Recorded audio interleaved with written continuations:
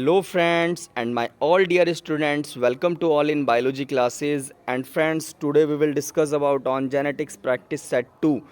तो फ्रेंड्स, ये हमारा जेनेटिक्स का प्रैक्टिस सेट 2 है। इसमें हम 20 क्वेश्चंस की स्टडी करेंगे। इससे पहले हमने जेनेटिक्स प्रैक्टिस सेट 1 किया था। तो फ्रेंड्स, आप सभी को बता दें कि हम बायोलॉजी का रणक्षेत्र फर्स्ट कर रहे हैं, जिसमें हम जेनेटिक्स के 5 प्रैक्टिस सेट आपको प्रोवाइड कराएंगे। और ये वो इम्पोर्टेंट प्रैक्टिस सेट होंगे जो आपके हर एक गवर्नमेंट एग्जामिनेशन में और आपकी नॉलेज स्किल्स के लिए मोस्ट इम्पोर्टेंट है। तो इससे पहले हमने प्रैक्टिस सेट 1 किया था। आप जाकर हमारे डिस्क्रिप्शन बॉक्स से प्रैक्टिस सेट 1 भी कर सकते हैं। तो आगे हम अब 1 डे बाय डे आपको इसी तरह से प्रैक्टिस सेट प्रोवाइड कराएंगे। पहले जेनेटिक्स के, फिर प्लांट फिजियोलॉजी के, फिर बायोटेक्नोलॉजी के, और इसी तरह से इम्पोर्टेंट बायोलॉजी सब्जेक्ट्स को हम कवर करेंगे। तो ओके फ्रेंड्स, स्टार्ट करते हैं आज की इम्पोर्टेंट प्रैक्टिस सेट। तो ओके फ्रेंड्स, तो आइए स्टार्ट करते हैं आज का सेशन। और इससे पहले हम आपको बता दें कि ये 20 क्वेश्चंस हैं। अगर आप लोग 20 में से गैस करके 15 प्लस मार्क्स गेन करते हो तो definitely you will be the master of genetics. और आज के सेशन में हमारे टोटल क्वेश्चंस क्रोमोसोम से होने वाले हैं, गुणसूत्र से, ठीक है। फर्स्ट क्वेश्चन है the morphology of chromosome is best studied at. हम किस स्टेज में सेल डिवीज़न के क्रोमोसोम की मॉर्फोलॉजी को अच्छी तरह से देख सकते हैं। तो ऑप्शन है prophase, metaphase, telophase and none of the above. तो इसका जो राइट आंसर होगा फ्रेंड्स वो होगा मेटाफेज। तो याद रखना, मेटाफेज में हम क्रोमोसोम की मॉर्फोलॉजी को अच्छे से देख सकते हैं। The term heterochromatin was given by. तो एक होता है यूक्रोमेटिन, एक होता है हेट्रोक्रोमेटिन, ठीक है। तो हेट्रोक्रोमेटिन एंड यूक्रोमेटिन के ऊपर हम एक शॉर्ट वीडियो बनाएंगे, तो आप वहाँ पर हेट्रोक्रोमेटिन यूक्रोमेटिन को देख लेना। तो सेकंड का है कि हेट्रोक्रोमेटिन किस टर्म को किसने दिया। तो ऑप्शन है Darlington, E Heitz, von Mohl and none of the above. तो इसका जो राइट आंसर है स्टूडेंट्स, वो राइट आंसर है ई हैज़। तो ई हैज़ ने हेट्रोक्रोमेटिन को बताया था। According to chromosomal theory of heredity the genes are arranged in chromosome in. तो क्रोमोसोमल थ्योरी ऑफ इनहेरिटेंस के अकॉर्डिंग जो जीन्स हैं वो क्रोमोसोम पर किस फैशन में लगे रहते हैं, कॉइल्ड में, स्पाइरल में, लीनियर में, या इनमें से कोई नहीं। तो जो राइट आंसर है वो है लीनियर फैशन में जीन्स क्रोमोसोम पर लगे रहते हैं। इसके बाद नेक्स्ट है diagrammatic representation of chromosome of an organism arranged according to the size is called. इसने कहा है कि जो क्रोमोसोम है वो एक ऑर्गेनिज्म में अरेंज रहते हैं अपने साइज़ के अकॉर्डिंग, तो इसे क्या कहा जाता है। तो स्टूडेंट्स, इसे कहा जाता है आइडियोग्राम। याद रखना कि जब क्रोमोसोम्स अपने साइज़ के अकॉर्डिंग ऑर्गेनिज्म में ऑर्गेनाइज रहते हैं तो इस तरह की रिप्रेजेंटेशन को आइडियोग्राम कहा जाता है। Number 5, the name nucleosome for beaded structure of chromatin was suggested by. इन्होंने कहा है कि न्यूक्लियोसोम का जो नाम है वो किसने दिया था।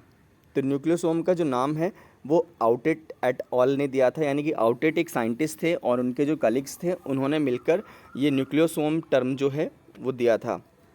इसके बाद है एक क्रोमेटिड रिप्रेजेंट। क्रोमेटिड क्या होता है, एक complete chromosome, diploid number, 1/2 of a chromosome and haploid number. तो इन्होंने कहा है कि क्रोमेटिड क्या होता है। तो क्रोमेटिड का जो राइट आंसर है स्टूडेंट्स वो है 1/2 ऑफ अ क्रोमोसोम। इसका मतलब है क्रोमोसोम का आधा भाग क्रोमेटिड कहलाता है। 7 है विच स्टेन गिव्स पर्पल और वॉयलेट कलर टू क्रोमोसोम। इनमें से कौन सा पर्पल या वॉयलेट कलर क्रोमोसोम को देता है। तो पॉइंट याद रखना, मोस्ट इंपॉर्टेंट क्वेश्चन है, एग्जाम में ये क्वेश्चंस आ जाते हैं। 7वें का जो आंसर है वो होगा एसिटोकार्मीन। तो एसिटोकार्मीन से आप क्रोमोसोम को पर्पल और वायलेट कलर दे सकते हैं। क्रोमोसोम हैविंग इक्वल और almost equal arms are known as. जिस क्रोमोसोम्स की जो आर्म्स हैं वो इक्वल होती हैं, ऐसा क्रोमोसोम क्या कहलाता है। तो जिस क्रोमोसोम्स की आर्म्स इक्वल होती हैं, भुजाएं इक्वल होती हैं, वो क्रोमोसोम क्या कहलाता है। तो पॉइंट याद रखना, राइट आंसर है मेटासेंट्रिक। तो जिसमें आर्म्स क्रोमोसोम की इक्वल होती हैं वो मेटासेंट्रिक होता है।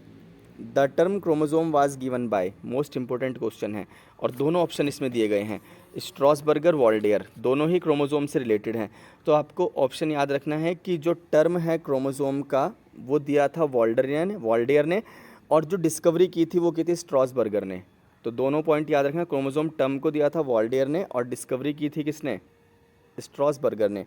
लैम्ब्रुस chromosome are found in. Lampbrush chromosome, ये मोस्ट इंपॉर्टेंट क्वेश्चंस चल रहे हैं अब आपके। लैम्ब्रुस क्रोमोसोम्स किस में पाया जाता है। तो 10 का जो राइट आंसर होगा वो होगा ovarian cells of amphibian, amphibian की ओवेरियन सेल्स में पाया जाता है। Polytene chromosome are formed by the process of, polytene chromosomes जो है किस प्रोसेस से बनते हैं, पॉइंट याद रखना कि जो पॉलीटिन क्रोमोसोम है वो किस प्रोसेस से बनते हैं, एंडोमाइटोसिस प्रोसेस से बनते हैं। पॉइंट याद रखना, एंडोमाइटोसिस प्रोसेस से पॉलीटिन क्रोमोसोम का फॉर्मेशन होता है। The other name of centromere, chromosomes को जो होल्ड करके रखता है, पकड़ के रखता है क्रोमोसोम्स के आर्म्स को, ठीक है, उसका दूसरा नाम क्या है? तो स्टूडेंट्स जो इसका राइट आंसर होगा 13 का वो होगा ए, प्राइमरी कंस्ट्रिक्शन। तो प्राइमरी कंस्ट्रिक्शन सेंट्रोमियर का दूसरा नाम है। क्वेश्चन नंबर 12 देख लेते हैं, ये रह गया था अभी। Chromosome containing many centromeres are called, जिस क्रोमोसोम में बहुत सारे सेंट्रोमियर्स होते हैं वो क्रोमोसोम क्या कहलाता है? तो सिंपल है, पॉली माने मैनी, तो पॉलीसेंट्रिक होगा। The movement of chromosome is concerned with, यानी कि क्रोमोसोम का जो मूवमेंट होता है वो किससे रिलेटेड है, वो कैसे मूवमेंट करता है? तो 14 का जो राइट आंसर होगा यहाँ पर वो होगा सेंट्रोमियर। तो सेंट्रोमियर की वजह से ही क्रोमोसोम्स की मूवमेंट होती है। इसके बाद है, और ये बहुत सिंपल भी है और इम्पोर्टेंट भी है, पफ इज़ फाउंड इन, तो जो पफ अपीयरेंस है वो किस में पाया जाता है? तो पॉइंट याद रखना कि जो पफ अपीयरेंस है वो, एक मिनट, वो पॉलीटिन क्रोमोसोम में पाया जाता है। ओके। इसके बाद giant chromosome was discovered by, giant chromosome किसने डिस्कवर किया था? तो ये भी एक इम्पोर्टेंट क्वेश्चन है, क्योंकि जाइंट क्रोमोसोम में आपके लैम्ब्रोस और पॉलीटिन क्रोमोसोम आते हैं। तो लैम्ब्रोस और पॉलीटिन क्रोमोसोम में आप देखिए तो पॉलीटिन क्रोमोसोम का जो ऑप्शन यहाँ पर दिया गया है, बैल्बनी ने पॉलीटिन क्रोमोसोम को बताया था, तो जाइंट क्रोमोसोम बैल्बनी ने डिस्कवर किया। The hypothesis of chromosomal inheritance was proposed by, जो हाइपोथेसिस है क्रोमोसोमल इनहेरिटेंस की वो किसने दी थी? तो ये बहुत कॉमन है, एनसीईआरटी से ही आंसर चला आ रहा है। जब से एनसीईआरटी 11th-12th में आ जाते हैं तो ये आंसर आ जाता है। सटन एंड बोवेरी ने क्रोमोसोमल थ्योरी ऑफ इनहेरिटेंस को बताया था। इसके बाद बात करते हैं मैनी लूप्स आर फाउंड, तो लूप्स किस क्रोमोसोम में पाए जाते हैं? ये भी एक इम्पोर्टेंट क्वेश्चन है कि लूप्स किस में पाए जाते हैं, पफ्स किस में पाए जाते हैं? तो पफ मिलते हैं पॉलीटिन में और लूप्स मिलते हैं लैम्पब्रुस क्रोमोसोम में। Okay. The chromosome vast first observed bye, chromosome को सबसे पहले किसने देखा था? तो देखो यहाँ भी आपको नाम आपने नहीं सुना होगा कभी, chromosome was first observed bye, तो हाफ मिस्टर ने क्रोमोसोम को सबसे पहले देखा, तो ऑप्शन होगा इसका ए। और लास्ट क्वेश्चन है, both terminal end of chromosome are known as या इज सेड एज, क्या कहा जाता है? तो क्रोमोसोम के जो दोनों एंड होते हैं उनको क्या कहा जाता है? तो पॉइंट याद रखना, इसका जो राइट आंसर है वो है टीलोमियर। तो टीलोमियर होता है क्रोमोसोम का एंड पार्ट। तो फ्रेंड्स आपके कितने मार्क्स आए 20 में से, कमेंट बॉक्स में ज़रूर बताएं। अगर आपने टोटल अटैम्प्ट किए हैं तो आपके रियल मार्क्स कितने हैं कमेंट में ज़रूर लिखें। और आपको अगर हमारे प्रैक्टिस सेट के क्वेश्चन अच्छे लगे हों सभी, तो वीडियो को लाइक करें और फ्रेंड्स को शेयर करें ताकि सभी को इंपॉर्टेंट क्वेश्चंस मिल जाएं। इसके बाद हम लेकर आएंगे जेनेटिक्स प्रैक्टिस सेट 2। तो ये जो हमारे प्रैक्टिस सेट 1, 2, 3, 4, 5 चल रहे हैं, ये आपके कम्पिटिटिव एग्ज़ाम्स के लिए बहुत इंपॉर्टेंट क्वेश्चंस होने वाले हैं, तो अच्छे से स्टडी कीजिए। ओके, तब तक के लिए bye bye and take care. Like the biology classes and support the biology classes, ताकि आपको best of the best material हम प्रोवाइड कर सकें।